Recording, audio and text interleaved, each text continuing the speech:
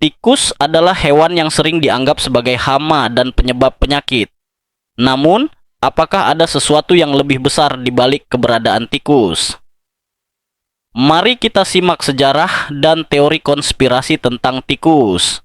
Tikus telah hidup berdampingan dengan manusia selama ribuan tahun. Mereka dapat ditemukan di berbagai belahan dunia dan telah menjadi bagian dari ekosistem manusia. Namun, tikus juga telah dianggap sebagai penyebab penyakit dan kerusakan properti. Beberapa teori konspirasi tentang tikus menyatakan bahwa mereka tidak hanya sekedar hewan biasa, tetapi memiliki peran yang lebih besar dalam masyarakat. Berikut beberapa contoh teori konspirasi tentang tikus. 1. Tikus sebagai pengintai.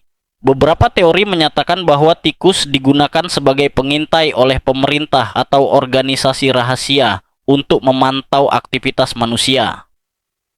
2.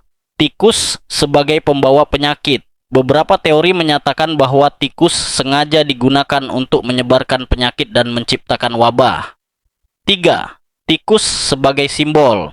Tikus juga telah digunakan sebagai simbol dalam berbagai budaya dan organisasi.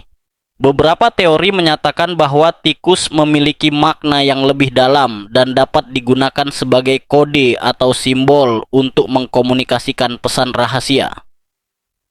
Beberapa bukti yang mendukung teori konspirasi tentang tikus adalah: 1. Kemampuan tikus untuk bergerak tanpa terdeteksi. Tikus dapat bergerak dengan cepat dan tanpa terdeteksi, membuat mereka menjadi pengintai yang efektif. 2. Kemampuan tikus untuk membawa penyakit. Tikus dapat membawa berbagai penyakit dan parasit yang dapat menular ke manusia. 3. Simbolisme tikus dalam budaya.